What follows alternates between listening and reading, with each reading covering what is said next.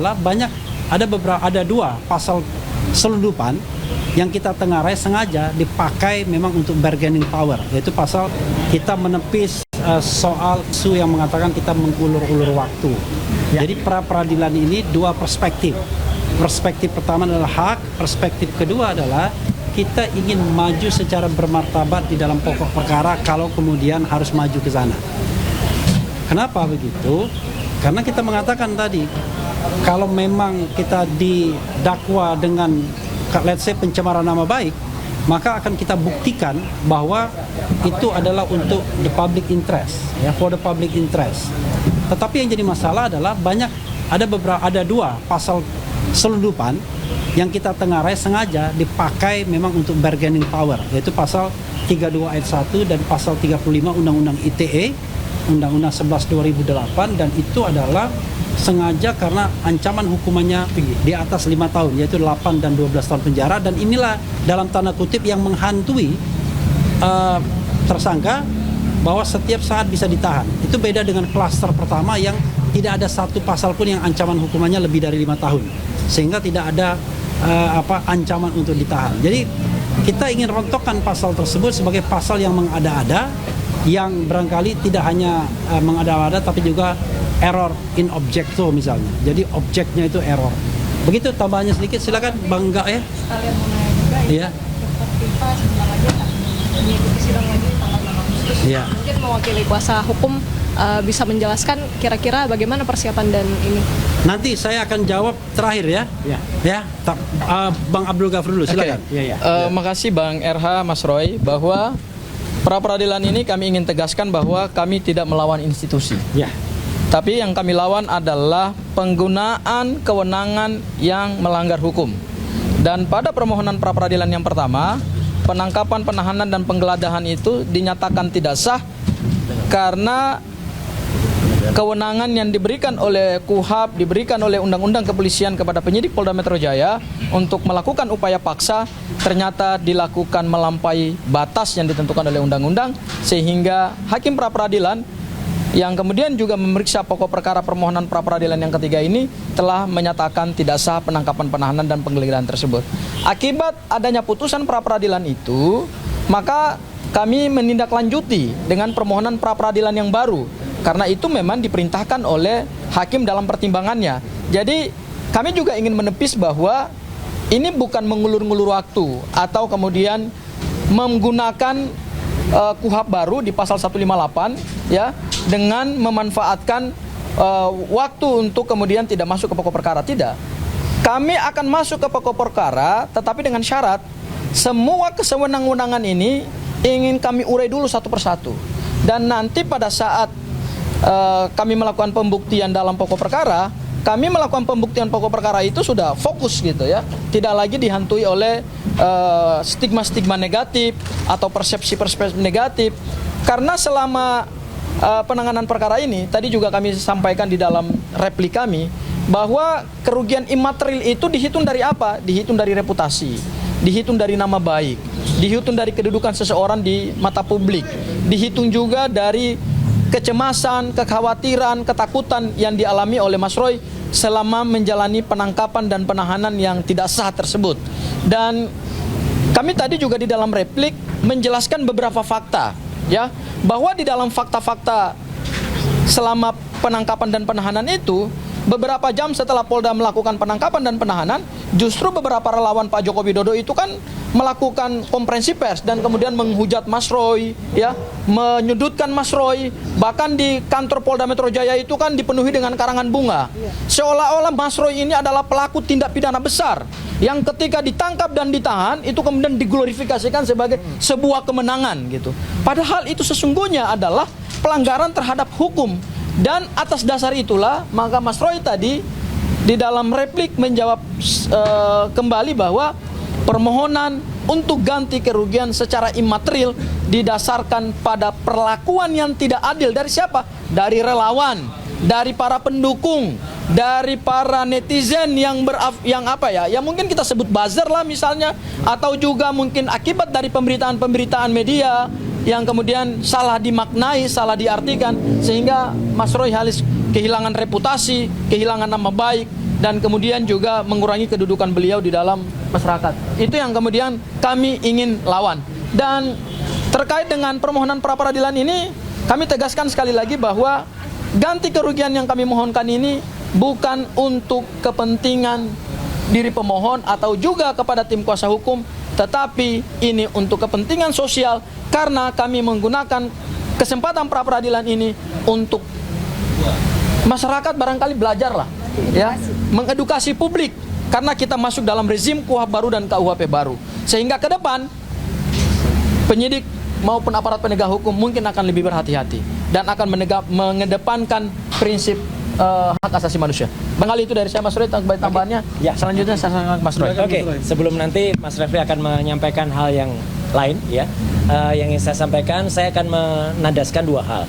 Hal yang pertama adalah tadi kalau kita dengar, ya, kenapa kami menempuh strategi pra peradilan, ya, karena kami tidak ingin seperti kalau seorang pejuang itu tidak mempelajari dulu apa yang ada di depan. Jadi kami tidak ingin quote and quote konyol gitu ya dalam memasuki sebuah ajang peperangan. Meskipun bisa saja karena itu yang terjadi, ada kesalahan-kesalahan yang terjadi pada pihak jaksa ya dalam melakukan tuntutan seperti yang dialami oleh Dr. Tifa, dan itu dijawab dengan sangat smart, dengan sangat cerdas oleh tim kuasa hukumnya Dr. Tifa, dengan kemudian membuat nota perlawanan atau dulu yang dikenal sebagai eksepsi, dan itu sekarang menjadi hal yang unik ya, menjadi hal yang menjadi pertanyaan banyak orang gitu, statusnya bagaimana ya. Jadi untuk yang di sana, tapi kami ingin agar kami masuk tuh fokus. Makanya mohon maaf kalau ada pertanyaan, apakah ini menjadi pra peradilan yang ketiga, ini menjadi peradilan yang terakhir ya, tunggu saja tanggal mainnya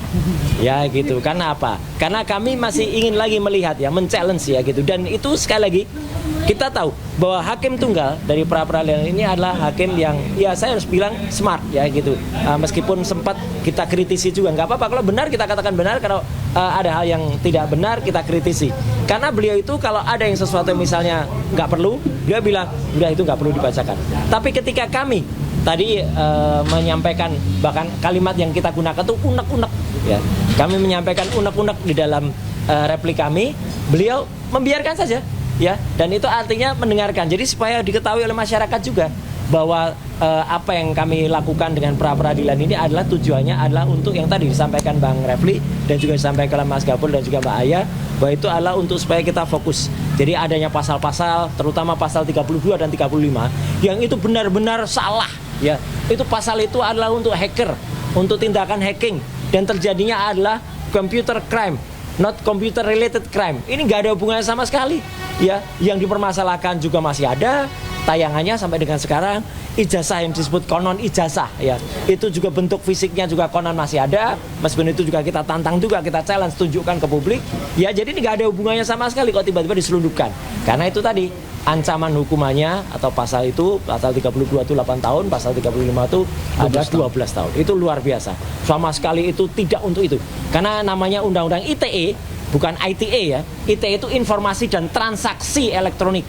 Jadi ini untuk kepentingan transaksi elektronik, untuk keuangan di dalam elektronik, bukan untuk ada orang memenjarakan orang. Jadi ini salah besar. Saya sekaligus sedih dan turut kecewa sebagai orang yang turut serta membuat atau menginisiasi undang-undang ini sejak tahun 2003 ya. Bayangkan sejak tahun 2003 bersama dengan Pak Profesor Henry Spierto, kami kecewa karena pelaksanaannya ternyata disesatkan seperti ini. Nah, yang kedua yang ingin saya sampaikan juga adalah bahwa di dalam pelaksanaan pra peradilan ini, insya Allah ya, apa yang kami mintakan ya, kami mohonkan di dalam pra peradilan ketiga yaitu tentang ganti rugi ini dipandang sebagai suatu konsekuensi dari sebuah kesalahan.